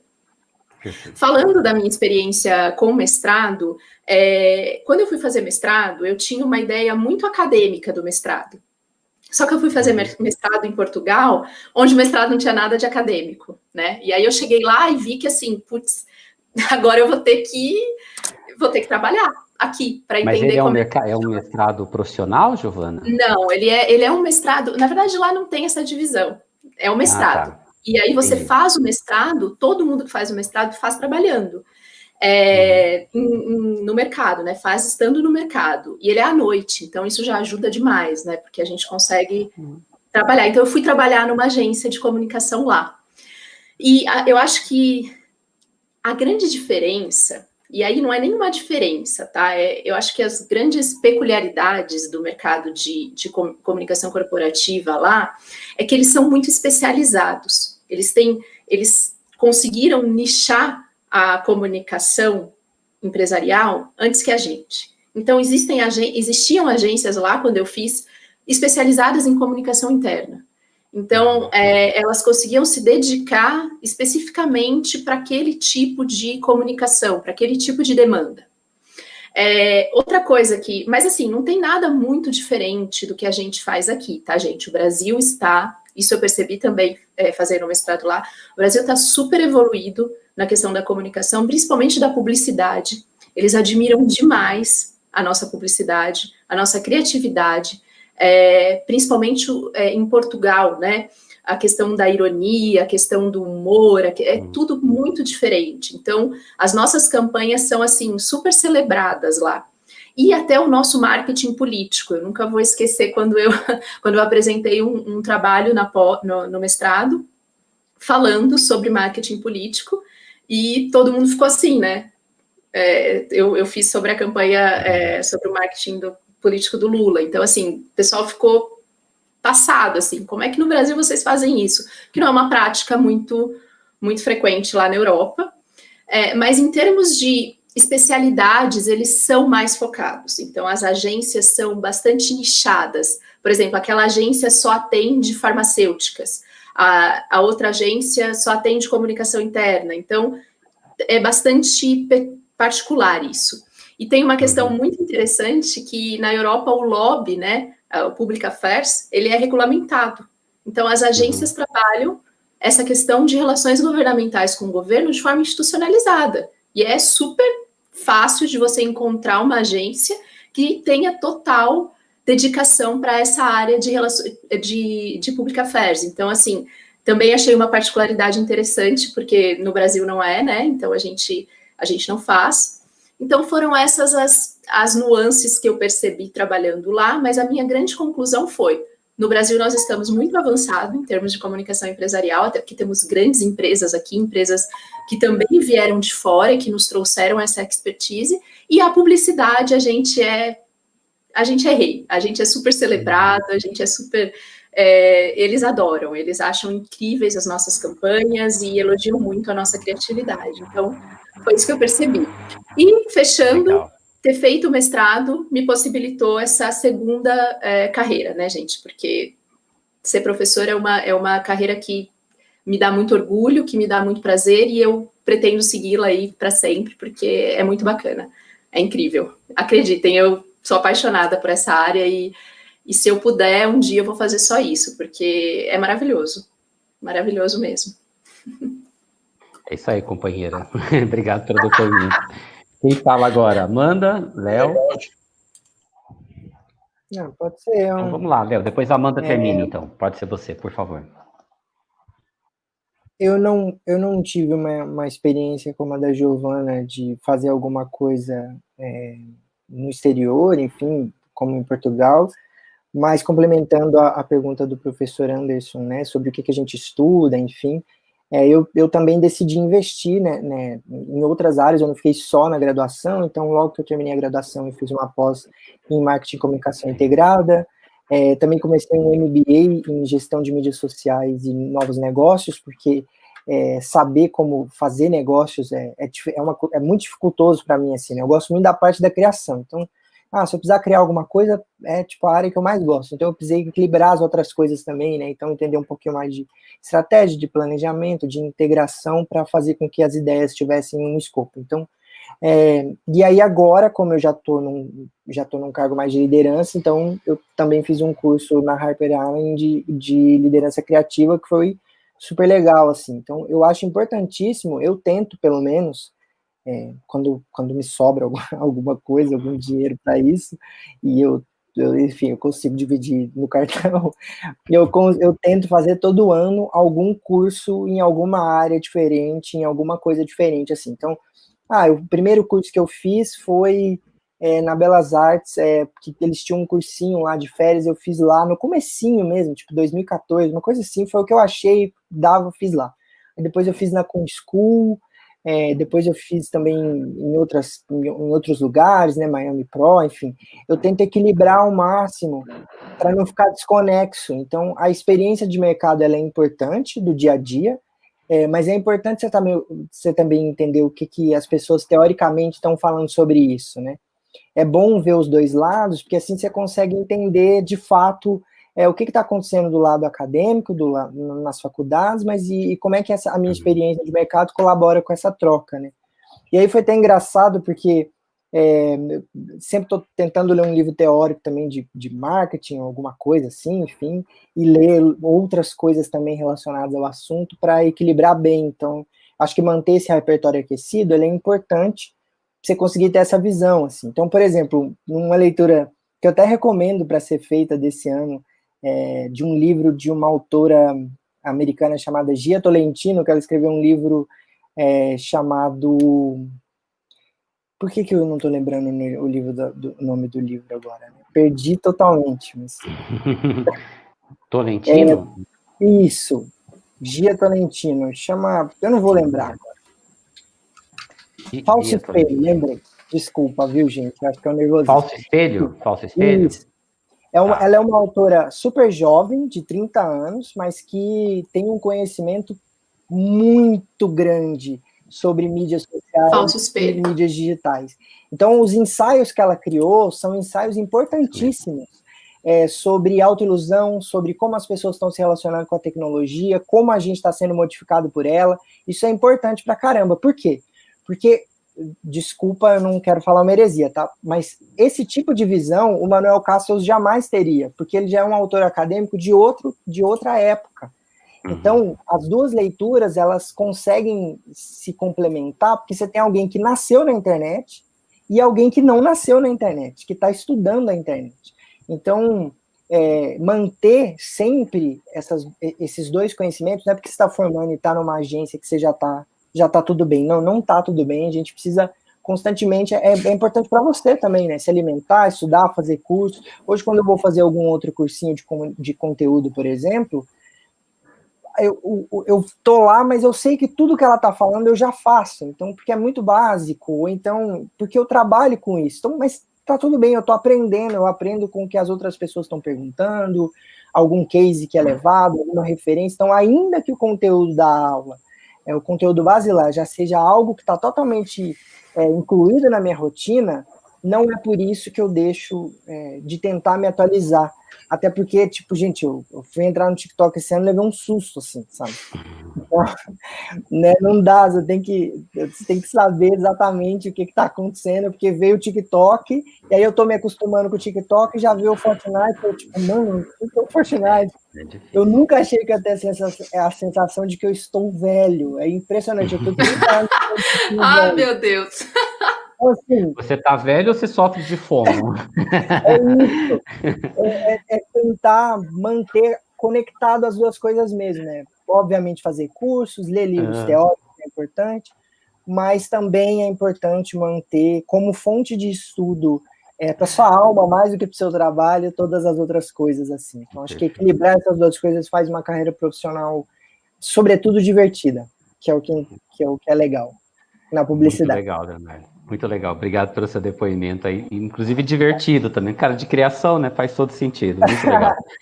Vamos lá, Stephanie, para a gente fechar esse ciclo dessa pergunta, por favor. Fala um pouquinho do seu momento. Você é mais recém-formada, mas também já está aí, já tem um tempo. E aí, o que te preocupa hoje? O que você está estudando, lendo? Conta um pouquinho para a gente.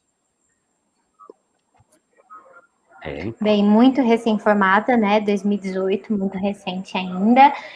Não posso negar, vocês foram meus professores, então com certeza vocês sabem, eu tenho uma leve inclinação para o mundo acadêmico, principalmente, olha que né, sendo aí influenciada por Sandano, inevitável. Eu acho que eu estou agora com uma noia que criei na minha cabeça, que a gente precisa estar preparado para criar conteúdo quando a gente fala com a classe C. Agora que eu estou tendo a experiência em projetos que falam com esse público, né, ou com esse target, como a gente diz na publicidade, a gente repara que existem muitas lacunas, que existem muitos estereótipos, que existem muitos preconceitos, e estou pensando aí a possibilidade de repente, estudar um pouquinho relacionado a isso e trazendo também a minha vivência mesmo pessoal para dentro do que eu faço hoje. Pensando assim em formação, a gente tem muitos eventos de conteúdo, então é só um plus que eu queria dar, além do que a Gi já falou, do que os meninos já disseram, que a gente tem, por exemplo, o UPIC Summit, enfim, vários webinars que são muito bacanas e que não só a gente pode participar, mas muitas vezes algum aluno que tem interesse aí na área, de repente, pode participar, porque alguns são abertos a todo mundo, não necessariamente profissionais da área. Eu acho que muitas vezes a gente acaba tendo mais acesso às tendências nesse tipo de evento do que numa pós-graduação, porque ali a gente está falando do conhecimento mais técnico, né? Não necessariamente um conhecimento mais de atualizações. Acho também essenciais esses grupos, por exemplo, entusiastas do social media, existe até hoje, né? Tá aí. Quantas vezes a gente não passa ali para tirar uma dúvida, para socializar? Existem esses recursos também que eu acho que é bem legal da gente citar. Eu utilizo muito no meu dia a dia, é inevitável. Eu acho que trabalhando com digital, eu preciso entender também que o digital é uma própria ferramenta de pesquisa para mim. Então, eu tento unir muito essas duas coisas e relacionar elas no meu dia a dia.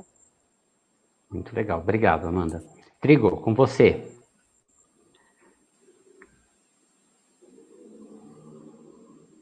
Bom, obrigado. Vamos lá aqui. Eu tenho uma pergunta da Ellen Oliveira. Oi, tudo bem? Eu tenho uma pergunta da Ellen Oliveira que eu gostaria de começar com a Giovana falando sobre isso. Sobre o que vocês acham que posso fazer agora, enquanto estudante, né, para me destacar já na faculdade, né, para quando estiver buscando emprego nessa área? É uma boa pergunta. Vamos lá. Pode ser, Giovana? Pode, claro. Ellen, eu acho que é um pouco do que você já está fazendo. Foi com você que eu conversei para organizar para essa palestra, né? Então é isso, é participar, tá ali nos eventos, se envolver com a universidade. Eu acho que a universidade ela é um espaço que não é só para você buscar o conhecimento. Hoje o conhecimento está em diversas outras... você tem acesso a ele por diversas outras fontes. Então, aproveita esse ambiente universitário que você está, esses professores, esse network, participa, se envolve, faz as coisas que forem extracurriculares. Muitas vezes a gente é até meio... Eu era o tipo de aluna que eu estava em tudo. Eu estava em todas as organizações de eventos, eu estava ali participando de todas as horas complementares, e aí, às vezes, a gente é meio olhado assim, ai, nossa, aquela pessoa fica ali atrás dos professores o tempo todo. Não liga para isso. Esses professores que você hoje tem contato o tempo todo, são os professores que lá no futuro vão te oferecer um emprego, vão te oferecer uma oportunidade, porque eles também estão no mercado. Então, se envolve com a universidade, sabe? A despeito do que qualquer um disser, porque nessa fase a gente tem muitas críticas, né?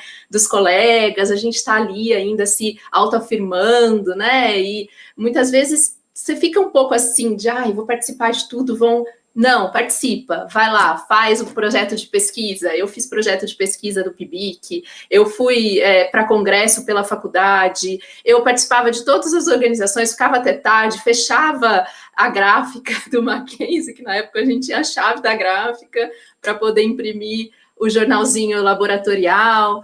Então faz isso que vocês já fazem, já estão fazendo, é muito válido e depois vai contar muito. Enquanto você não tiver um estágio formal, aproveita o ambiente universitário, porque ele é um mundo já. Ele é um mundo que vai te abrir muitas portas no futuro, acreditem.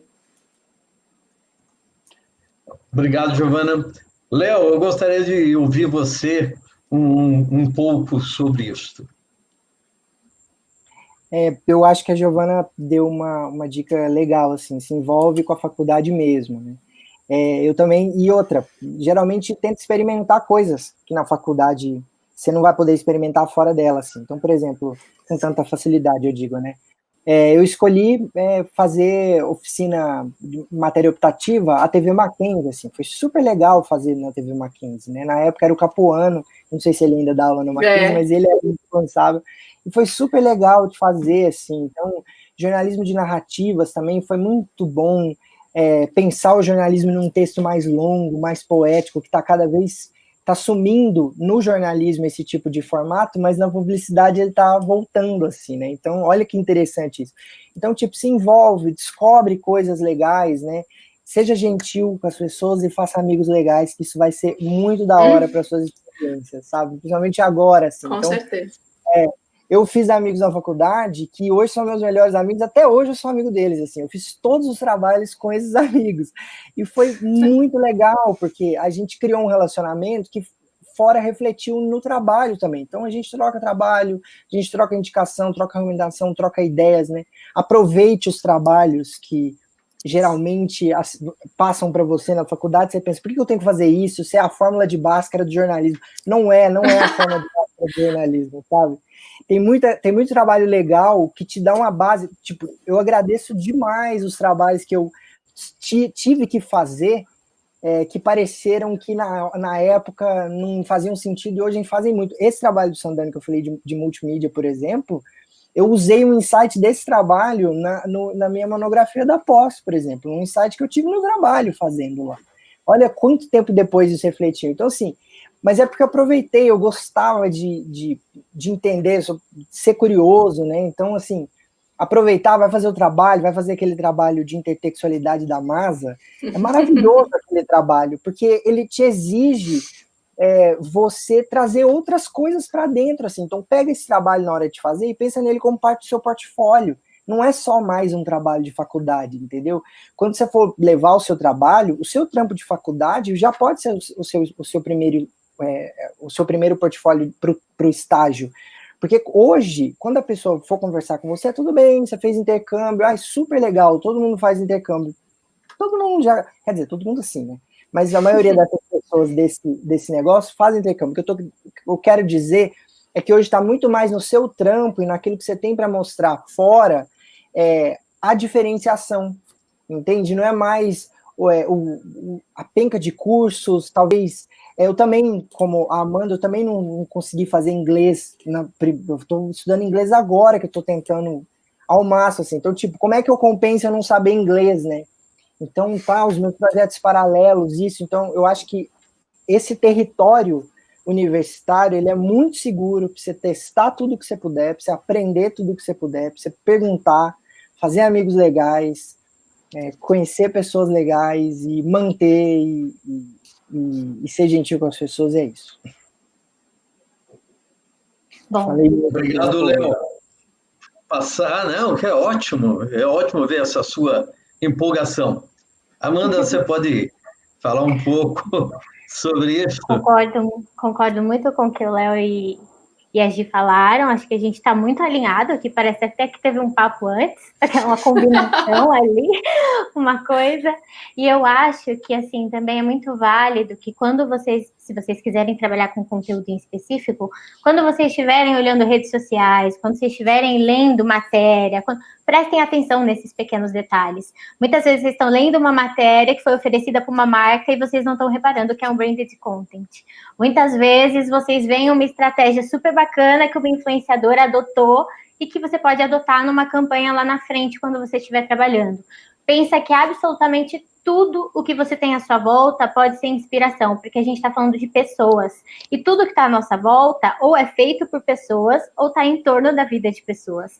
Então, quando a gente assiste, por exemplo, a brincadeira, né, que o Léo fez, se você assistir Emily in Paris, pode parecer que agora não vai ter eficiência, mas se você tiver um cliente francês lá na frente, vai ter muita eficiência, porque o filme se passa em vários lugares, né, que são várias marcas daquela cultura, com várias marcas, com categorias que são super famosas ali na região. Então, gastronomia, eu mesma assisti por causa de um cliente aí em potencial. Então, assim, É muito doido o mundo da publicidade, né? Ele direciona a gente para enxergar a inspiração em absolutamente tudo que está à nossa volta.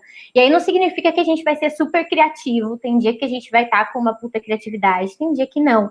Mas a gente precisa, eu acho que, exercer a nossa profissão com responsabilidade. E aí os efeitos que esse conhecimento cultural, né, que a gente traz de filme, de peça de teatro, do que a gente leu, do conteúdo do influenciador que a gente viu, tudo isso vai agregar na nossa experiência lá na frente, quando a gente estiver trabalhando para uma marca.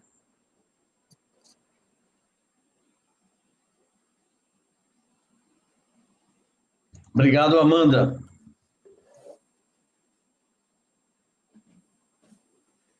Está apagando dele.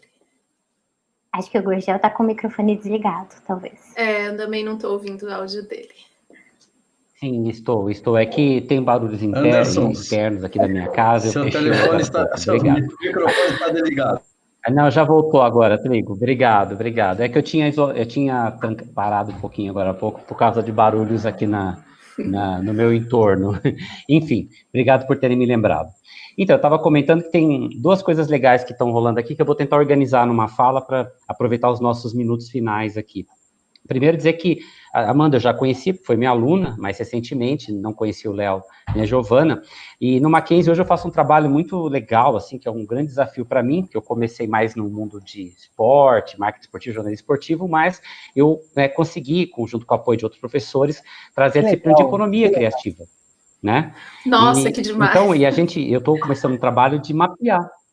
Então, a gente tem aula de economia criativa, inclusive dou aula amanhã à noite para os alunos de publicidade, no jornalismo também tem economia criativa, e uma das minhas defesas, isso foi surgindo do meu trabalho com marketing esportivo e cultural, né, a percepção da economia criativa, e nós, que trabalhamos nesse universo do conteúdo, na interface entre publicidade e jornalismo, a gente tem aí um território muito legal, porque além de gerar conteúdos criativos, tanto jornalistas quanto publicitários, a gente presta serviço para todos os outros, né? Então dá para fazer coisas muito legais para os mais variados clientes aí nesse assunto.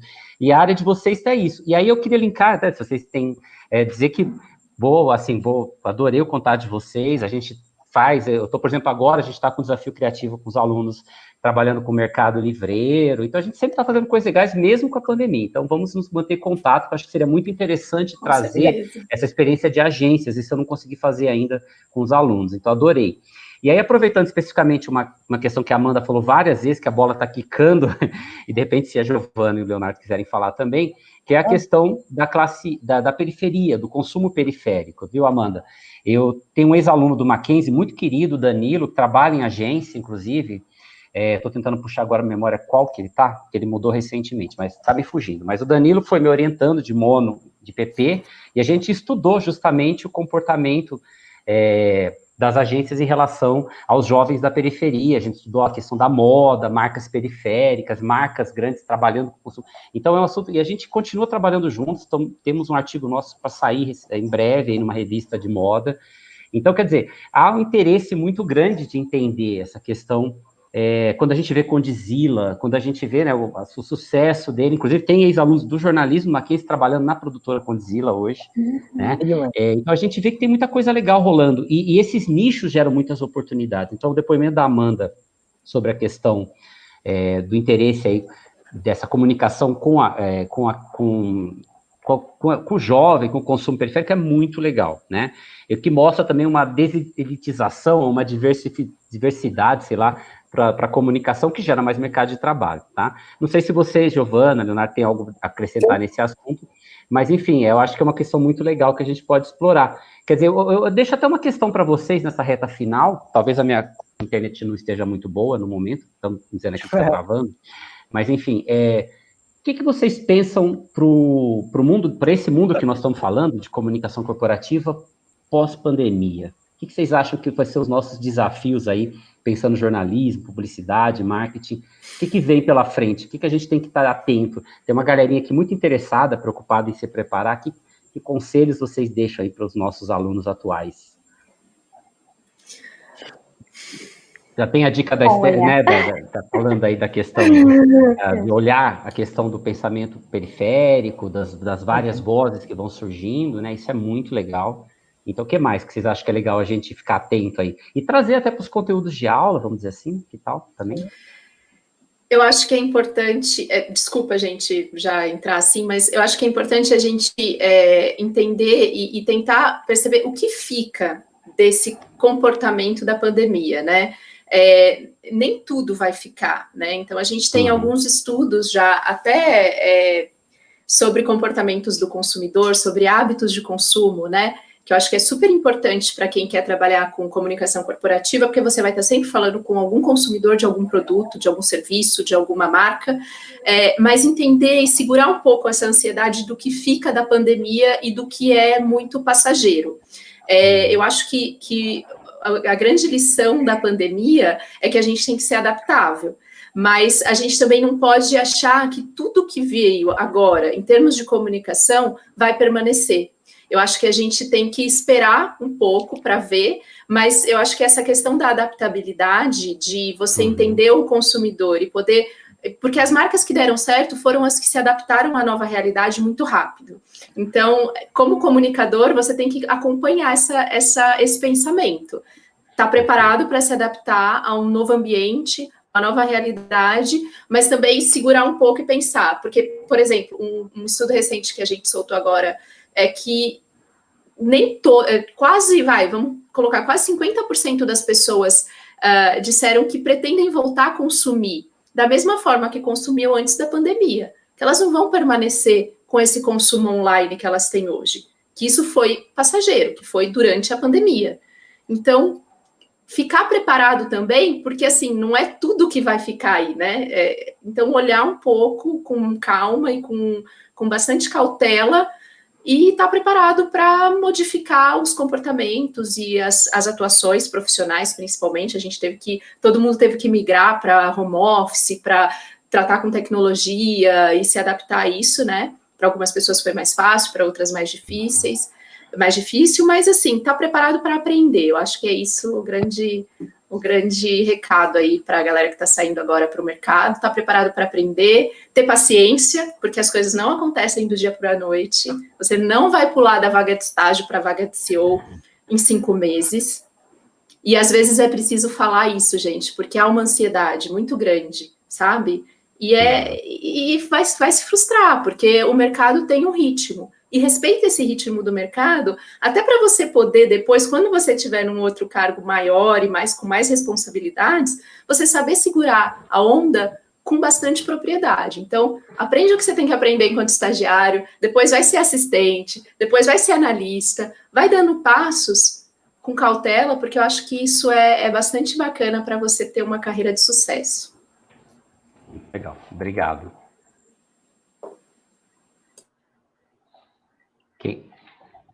Leonardo, você já comentou?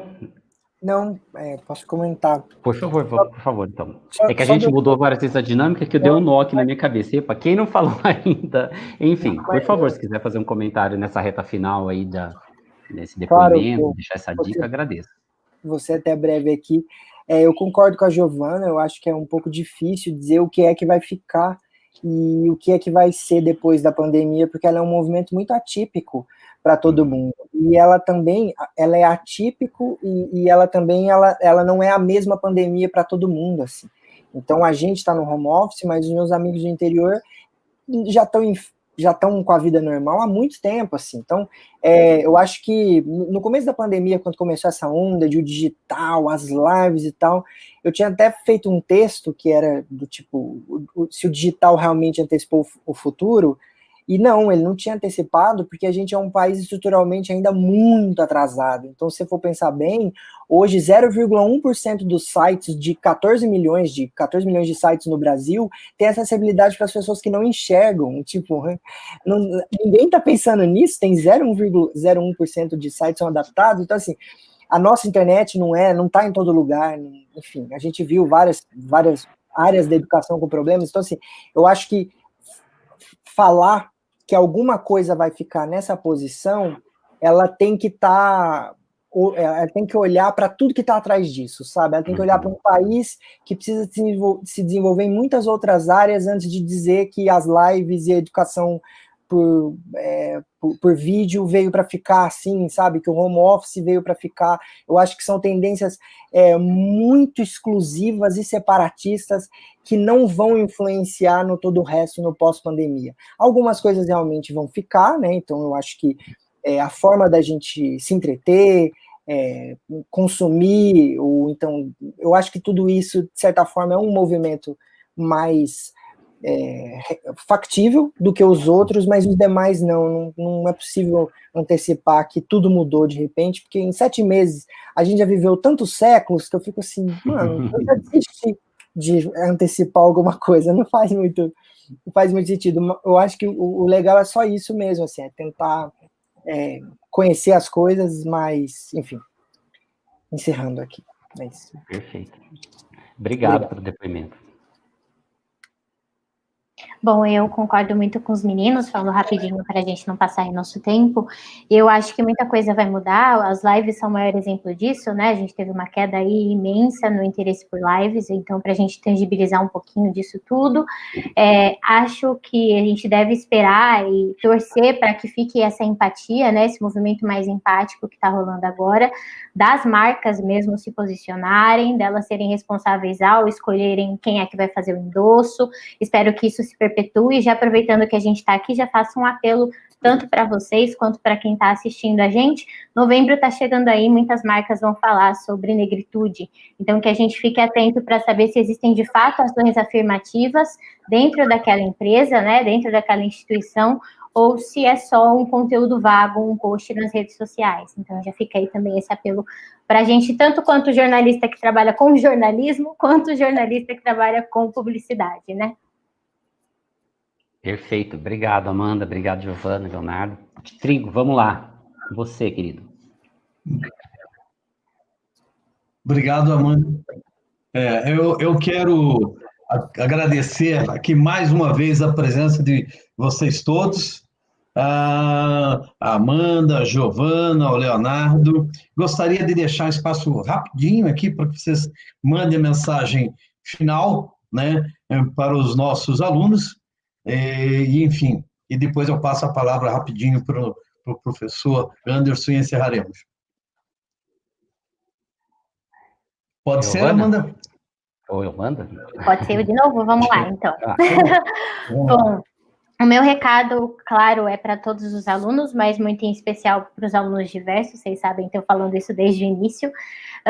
O processo de estar na universidade nem sempre é totalmente tranquilo, totalmente bonito, a gente passa por violências, por dificuldades, é natural do convívio, que nem sempre está preparado para receber pessoas como nós, de onde nós viemos.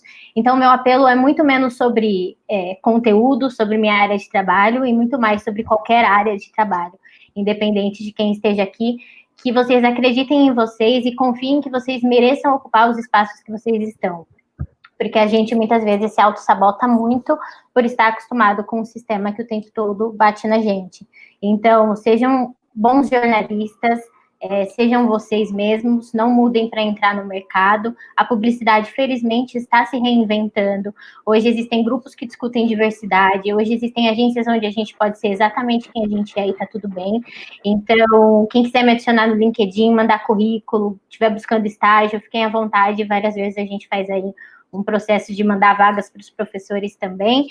Gurgel, se precisar de ajuda com relação à economia criativa, eu fui da Ecosol, tenho aí alguns contatos também. E é isso, contem sempre comigo, é um prazer estar aqui novamente, mesmo eu tendo sido uma grande treteira.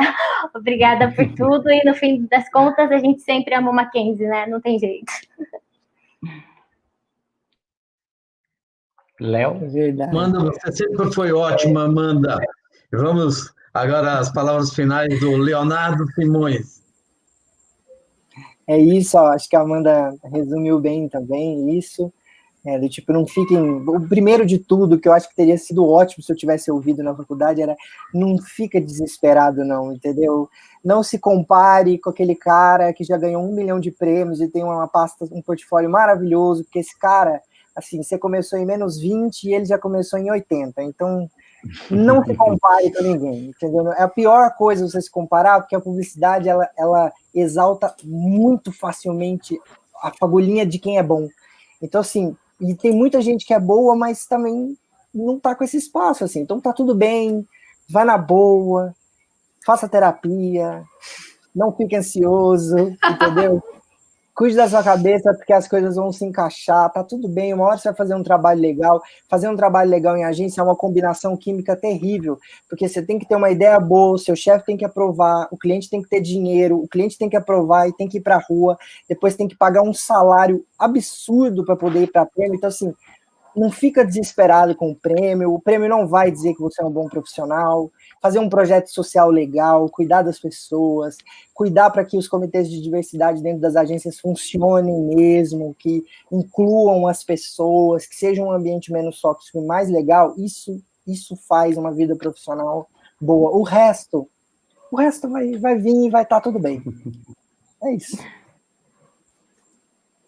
Obrigado. Brilhante, Leonardo. Muito obrigado. Vamos às palavras finais com a Giovana. Nossa, gente, acho que a gente podia encerrar com as palavras da Amanda e do Léo, porque foram precisas, assim, eu não acrescentaria, não falaria nada diferente. É isso, vão com calma, vai dar tudo certo, sejam vocês, acreditem nos projetos de vocês, acreditem naquilo que vocês fazem de bom, e se aperfeiçoem cada vez mais, estudem, não abandonem os estudos quando terminar a graduação. É muito importante que vocês continuem estudando, porque o mercado muda muito rápido, e para você acompanhar, você precisa estar o tempo todo lendo, o tempo todo fazendo cursos, o tempo todo se interessando, né, criando esse repertório. Achei muito legal que o Leonardo falou, e é isso, eu sempre falo isso para os meus alunos, criem repertório, e repertório não vem só com o conhecimento formal. Tenham isso em mente, criem repertório. E é isso, gente. Boa sorte na carreira para todos vocês e contem com a gente está no LinkedIn, a gente está em contato com os professores sempre, então contem com a gente para ajudar vocês. Mackenzistas se ajudam sempre, acreditem nisso. Eu já passei por isso e é verdade, os mackenzistas se ajudam. É uma comunidade que quando está no mercado acaba se ajudando, isso é muito legal. Excelente. Muito legal, Giovana. Quero agradecer também ao professor Anderson Gurgel, com quem dividi aqui a mesa, né, a nossa conversa, e em especial a você, aluno, que esteve acompanhando até aqui, né? Eu queria só para deixar um espaço rápido, né, para o Anderson também dar suas palavras finais, tá? Se você quiser mandar uma mensagem aí, Anderson, está à vontade. Rodrigo, quero agradecer a parceria com você, a gente, foi muito legal e adorei reencontrar a Amanda e conhecer o Leonardo e a Giovana, já adicionei os 3 no LinkedIn, adorei que eles insistiram no LinkedIn, que eu falo isso muito com os alunos, e é bom quando vem, né, alguém do mercado falando, que é uma ótima forma de relacionamento, e adorei a fala da Giovana, networking, né, ser mackenzista cria um networking muito importante. Adorei, vamos falar de economia criativa e muito mais, voltem várias vezes ao Mackenzie, obrigado, Trigo, pela parceria, e parabéns, né, no nosso curso pelos 20 anos, muito legal estar comemorando isso. Obrigado, sim, Anderson. Com certeza. Eu só queria encerrar, né, e agora encerrando mesmo, com um comentário que eu li aqui da Beatriz Bortoleto, que escreveu aqui, e é muito legal a gente terminar uma conversa com uma frase como essa. Adorei acompanhar a mesa. Não esperava gostar tanto da área. Me encantou. Parabéns a vocês, ex-alunos que vieram aqui e deram essa aula e esse show nesse nosso encontro dos 20 anos do curso de jornalismo. Mais uma vez, muito obrigado. Obrigado, gente. Obrigada. Tchau, gente.